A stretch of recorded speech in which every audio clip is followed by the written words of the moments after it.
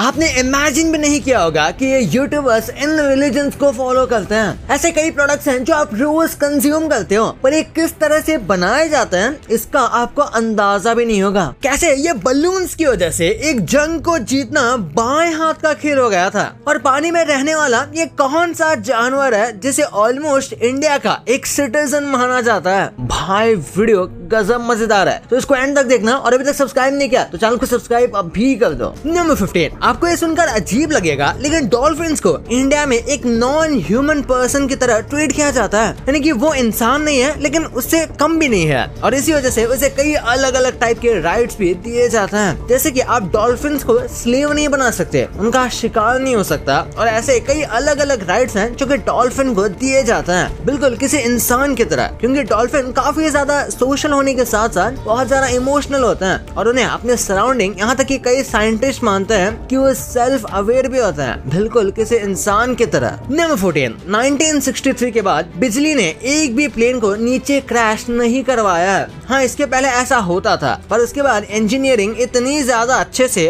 और केयरफुली करी जाने लगी कि लाइटनिंग बोल्ट जो एरोप्लेन पर गिरती भी है वो पूरे एरोप्लेन के थ्रू चैनलाइज हो जाती है और प्लेन को बिल्कुल भी नुकसान नहीं पहुंचाती, बल्कि ये बिजली प्लेन से बाहर निकल जाती है। नंबर 13, शिनचैन एक टाइम पर इंडिया में कितना पॉपुलर था इसका अंदाजा आप लगा ही नहीं सकते। आप में से बहुत सारे लोगों ने शायद इस चीज को मिस कर दिया होगा, लेकिन शिनचैन की जब सबसे पहली मूवी इंडिया में लॉन्च होने वाली थी तो उसका एडवर्टाइजमेंट कुछ इस तरीके से किया गया था। आप देख सकते हो कि किस तरीके से बच्चों को नचाया जा रहा है और पूरे कैंपेन को कुछ इस तरीके से लोकली बनाया गया था। ये देखकर काफी ज्यादा नॉस्टैल्जिया हिट होता है। खैर आप में से ज्यादातर लोगों ने इस एडवर्टाइजमेंट को शायद नहीं देखा होगा। नंबर 12, इस फोटो को देखो, नहीं ये स्वर्ग में जाती हुई सीढ़ियां नहीं बल्कि एक एरोप्लेन है। ये एक लॉन्ग एक्सपोजर पिक्चर खींची गई है एरोप्लेन की। लॉन्ग एक्सपोजर पिक्चर में शटर स्पीड काफी स्लो रखी जाती है और कैमरा को सेट करके छोड़ दिया जाता है। इसके बाद प्लेन लॉन्च होने से लेकर उड़ने तक ये प्रॉपर एक ही फोटो खींचता है, जिस वजह से कुछ ऐसा विजन मिलता है। आपने अमेजिंग मिल्की वे की फोटोज भी देखी होंगी कई बार, वो भी इससे ही क्लिक की जाती हैं। यहाँ तक कि मून की फोटोज भी इससे ही क्लिक की जाती है। नंबर 11, ये काफी वियर्ड फैक्ट है कि कई लोग मानते हैं कि जिन लोगों की आंखें कमजोर होती है उनका ब्रेन ज्यादा स्मार्ट होता है, क्योंकि लोगों का मानना है कि जब उनकी आंखें ज्यादा क्लियर नहीं देख पाते तो उनका दिमाग ज्यादा काम करता है मेमोरीज और सब चीजों को रिकॉर्ड करने के लिए। और सुनने से तो लगता है कि ये चीज शायद सच में होती होगी, पर ऐसा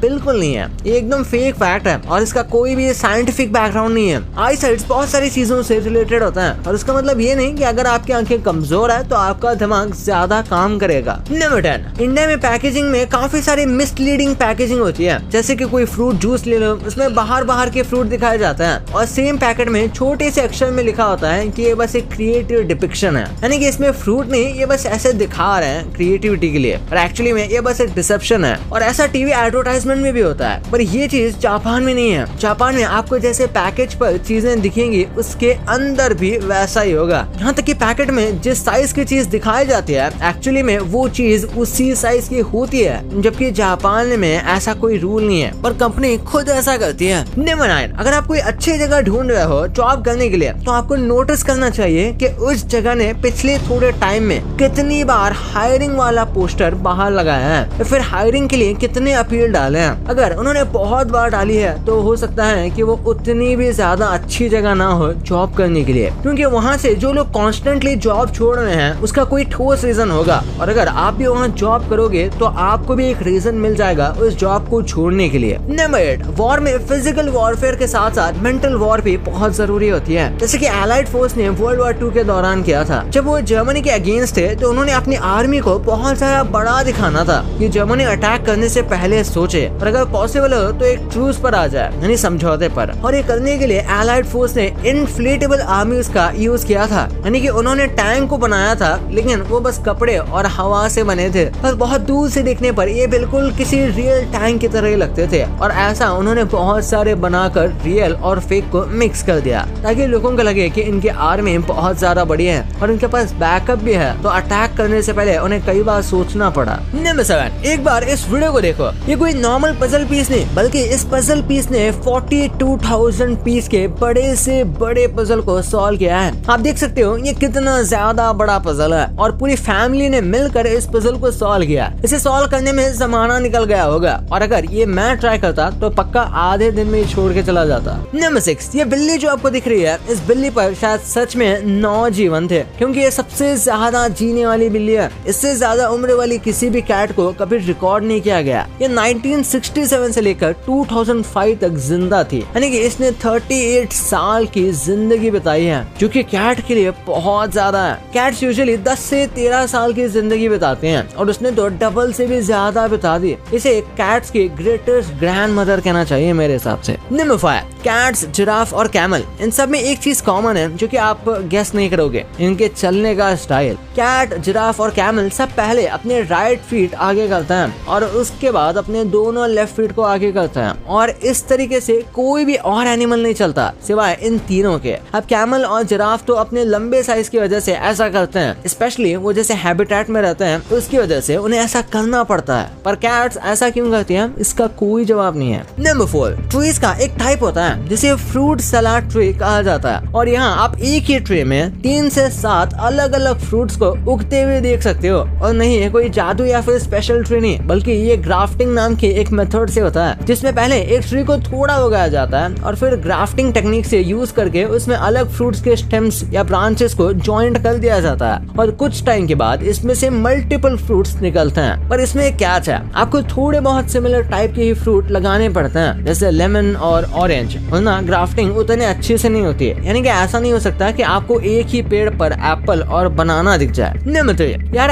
एट साइन जो है उसे एकदम यूजलेस माना जाता था जब ईमेल और कंप्यूटिंग सिस्टम की शुरुआत हुई थी, और इसीलिए उसे कीबोर्ड में से निकालने की भी बात हो रही थी, क्योंकि लोगों को वो अननेसेसरी और यूजलेस लग रहा था। पर तभी उसे नहीं निकाला गया और ओवर द टाइम ये काफी ज्यादा यूजफुल हो गया। आज आपको पता ही होगा कि कितना ज्यादा इंपॉर्टेंट है, क्योंकि मोस्टली लोगों की ईमेल आईडी से लेकर लगभग सारी सोशल मीडिया आईडी इसी से कनेक्टेड रहती है, और ये काफी ज्यादा इंपॉर्टेंट सिंबल की तरह यूज होता है। नंबर 2, यार कई पॉपुलर इंडियन प्रोडक्ट्स हैं जिन्हें आप रोजाना कंज्यूम करते हैं, लेकिन उनके बनाने का तरीका जानकर आप हैरान रह जाएंगे। कुरकुरे एक पॉपुलर स्नैक है जो ग्रीन मील्स, वेजिटेबल ऑयल और स्पाइसेस से बनता है, पर इसमें टार्टरिक एसिड और E631 जैसे एडिटिव्स होते हैं। E631 यानी डिसोडियम इनोसिनेट एक फ्लेवर एनहांसर है जो कभी कभी एनिमल सोर्सेज से भी आता है, पर कुरकुरे क्लेम करता है उनका प्लांट बेस्ड ही होता है। इसके अलावा कुरकुरे में नेचुरल आइडेंटिकल आर्टिफिशियल फ्लेवर भी यूज किए जाते हैं जो हेल्दी तो होते नहीं, और ये छोटी सी 5 स्टार कुछ खास रिस्की नहीं लगती, पर इसमें 13.3 ग्राम शुगर पर बार होता है जो कि काफी हाई है। इसके अलावा इसमें अनस्पेसिफाइड आर्टिफिशियल फ्लेवरिंग होती है। इंडिया अपनी स्पाइसेस के लिए काफी प्राउड है, और हाँ, हमारे अच्छे होते भी हैं स्पाइसेस, पर 2024 में MDH और एवरेस्ट जैसे पॉपुलर स्पाइस ब्रांड के प्रोडक्ट्स में एथिलीन ऑक्साइड और कैंसर कॉजिंग पेस्टिसाइड पाया गया था।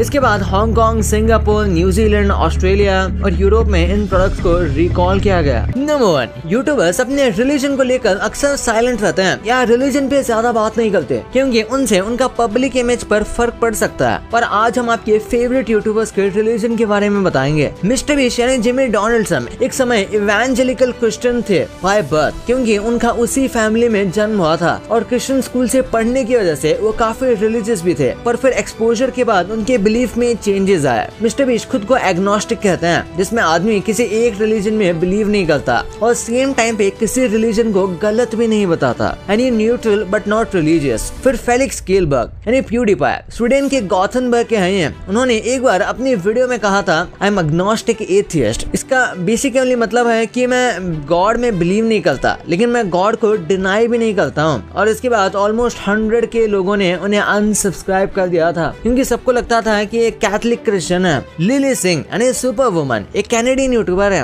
एंड ये वैसे तो रिलीजन पर ज्यादा कमेंट नहीं करती, पर ये ट्रेडिशनली सिख रिलीजन में बिलीव करती है। स्ले पॉइंट वैसे मोस्टली लोग इन्हें हिंदू ही मानते हैं, पर दोनों क्रिएटर्स अपने रिलीजन या बिलीफ सिस्टम के बारे में कभी ओपनली नहीं बोले, और ना ही कभी उन्होंने किसी रिलीजन पे कमेंट किया है। ये काफी न्यूट्रल है। और लास्टली आइशू स्पीड की बात करें, जिनका असली नाम है डैरन वॉटकिंस, इन्होंने कभी क्लियरली किसी एक रिलीजन का ओपन डिक्लेरेशन नहीं किया है, लेकिन कई बार उनके स्ट्रीम्स में ऐसे मोमेंट्स आए हैं जहां उन्होंने क्रिश्चियन बिलीव्स का जिक्र किया है, जैसे थैंक क्रिश्चियन गॉड, जीसस या क्रॉस साइन बनाना जो जनरली क्रिश्चियन फेथ का पार्ट होता है। पर बिल्कुल ऐसा ही इन्होंने इस्लाम के मामले में भी किया है। लेकिन फिर भी स्पीड ने कभी ऑफिशियली ये कंफर्म नहीं किया कि वो किस रिलीजन को स्ट्रिक्टली फॉलो करते हैं। वो भी काफी न्यूट्रल स्टांस लेते हैं रिलीजन के मैटर में। भाई ये तो आपको पता चल गया, पर ये फूड्स पहले कैसे दिखते थे ये कभी आपने इमेजिन में नहीं किया होगा। और इन यूट्यूबर्स के नॉर्मल चैनल्स तो आप जानते होंगे, पर इन्हीं के ऐसे सीक्रेट चैनल्स भी हैं जिनके बारे में आपको भनक तक नहीं थी। और सुबह उठते टाइम ये कौन सी इतनी खराब आदत है जो आपके लिए बहुत अच्छी है, वो कौन सी आदत है इस वीडियो में सब पता लगने वाला है। तो इस वीडियो को जाके देखो यार, बहुत ही मस्त है। और अभी तक चैनल को सब्सक्राइब नहीं किया तो क्या कर रहे हो, चैनल को सब्सक्राइब करके इस बगल वाले बेल आइकन को जरूर दबा देना। तो मिलते हैं अगले वीडियो में, तब तक के लिए बाय।